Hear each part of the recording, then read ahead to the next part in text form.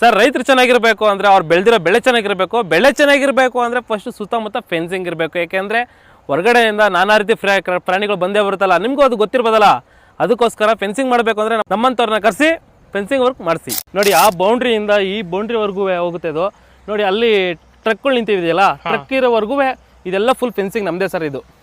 ಇದು ಬಿಡದಿ ಕಾಡು ಮನೆ ಇಂಡಸ್ಟ್ರಿಂಗ್ ಏರಿಯಾದಲ್ಲಿ ಆಗಿರೋ ಕೆಲಸ ಇದು.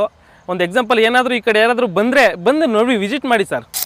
ನೋಡಿ ಫೆನ್ಸಿಂಗಲ್ಲಿ ನಿಮಗೆ ಅತಿ ಕಡಿಮೆ ಬೆಲೆಯಾದ ನಿಮಗೆ ಮಾರ್ಜಿನ್ ಮಾಡಿಕೊಡ್ತೀನಿ.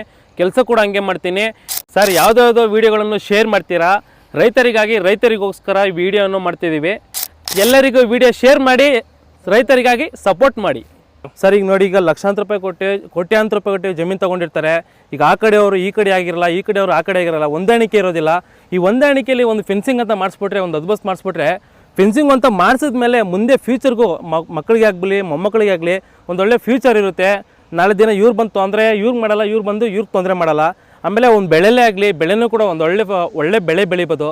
ಒಂದು ಕಾಡು ಪ್ರಾಣಿಗಳಲ್ಲೇ ಆಗಲಿ, ಒಂದು ಸಾಕಿರೋ ಹಸುಗಳಲ್ಲೇ ಆಗಲಿ, ಯಾವುದು ಒಳಗೆ ಬರದೇ ಇರತ್ತೆ ತಡೆಗಟ್ಬೋದು ಸರ್. ಅದರಿಂದ ಲೋ ಕ್ವಾಲಿಟಿ ಕಲ್ಲು ಅಂತ ಇರುತ್ತೆ, ಸುಟ್ ಕಲ್ಲು ಅಂತ ಇರುತ್ತೆ. ಈ ಕಲ್ಲು ಯಾವ ಥರ ಕ್ವಾಲಿಟಿ, ಎಲ್ಲಿಂದ ತರಿಸ್ತೀರಾ ಸರ್? ನೋಡಿ, ನಾವು ಒಂದು 7-8 ವರ್ಷದಿಂದ ಫೆನ್ಸಿಂಗಲ್ಲಿ ಇರ್ಬೇಕಾದ್ರೆ ಈ ಸುಟ್ಕಲ್ಗಳು ಅದು ಇದೆಲ್ಲ ಹಾಕಿದ್ರೆ ನಮಗೆ ಒಂದು ವ್ಯಾಲ್ಯೂನೂ ಇರಲ್ಲ, ಮರ್ಯಾದೆನೂ ಇರಲ್ಲ.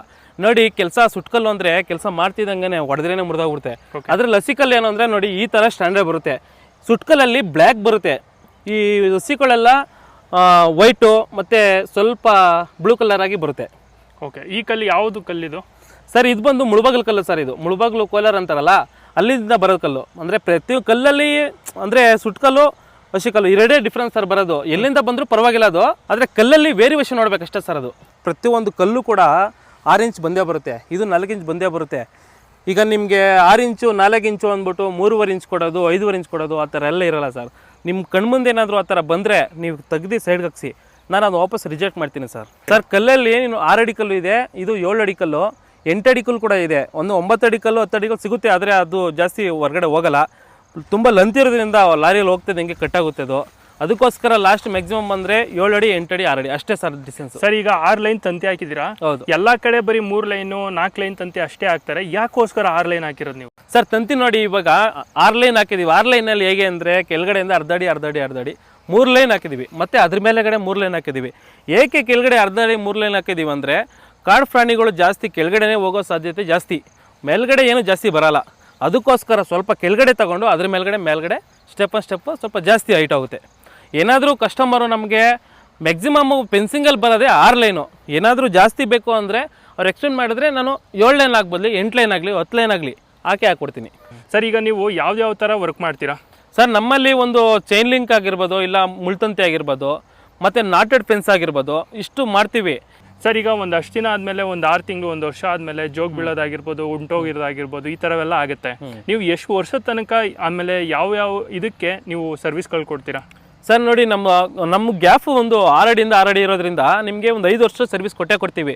ಜೋಗ್ ಬೀಳೋದಾಗಲಿ, ಕಂಬ ಬೆಂಡ್ ಆಗೋದಾಗಲಿ, ಏನಾದರೂ ತೊಂದರೆ ಆದರೆ ನಮ್ಮನ್ನೇ ಕೇಳಿ, ನಾವು ಬಂದು ಮತ್ತೆ ನಿಮಗೆ ರೀವರ್ಕ್ ಮಾಡಿಕೊಡ್ತೀವಿ. ಮತ್ತು ಅದಕ್ಕೆ ಚಾರ್ಜ್ ಕೂಡ ನಾವು ಈಸ್ಕೊಳ್ಳಲ್ಲ ಸರ್.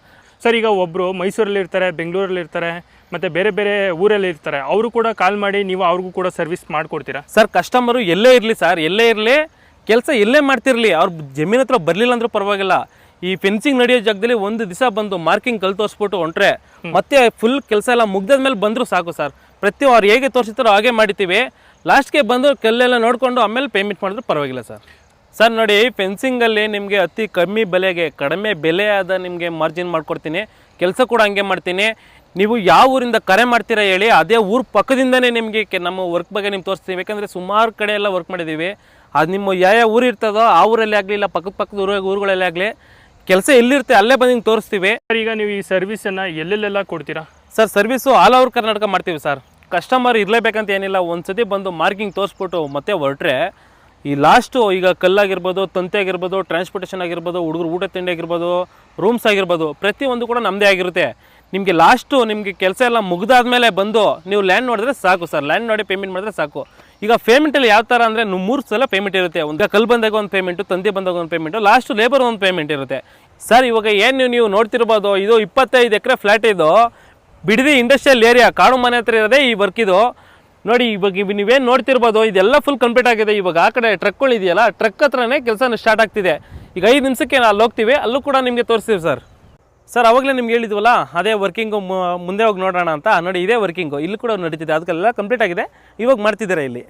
ಸರ್ ನಮ್ಮ ಕೆಲಸದ ಬಗ್ಗೆ ಅಕ್ಕಪಕ್ಕ ವಿಚಾರಿಸಾದ್ಮೇಲೆ ನಮ್ಮ ಸೈಟ್ಗೂ ಕೂಡ ಬಂದು ನೀವು ಒಂದ್ಸತಿ ವಿಸಿಟ್ ಮಾಡಿ ಮತ್ತೆ ನಮಗೆ ಕೆಲಸ ಕೊಡಿ ಸರ್. ನೀವೇನಾದರೂ ಫೆನ್ಸಿಂಗ್ ವರ್ಕ್ ಮಾಡಬೇಕಂತ ಯೋಚನೆ ಮಾಡ್ತಿದ್ದೀರಾ, ಸ್ಕ್ರೀನ್ ಮೇಲಿರೋ ನಂಬರ್ಗೆ ಡಯಲ್ ಮಾಡಿ, ಮೆಚ್ಚಿನ ಮಾಹಿತಿಗೆ ಕರೆ ಮಾಡಿ. ಎಲ್ಲರಿಗೂ ವಿಡಿಯೋ ಶೇರ್ ಮಾಡಿ, ರೈತರಿಗಾಗಿ ಸಪೋರ್ಟ್ ಮಾಡಿ.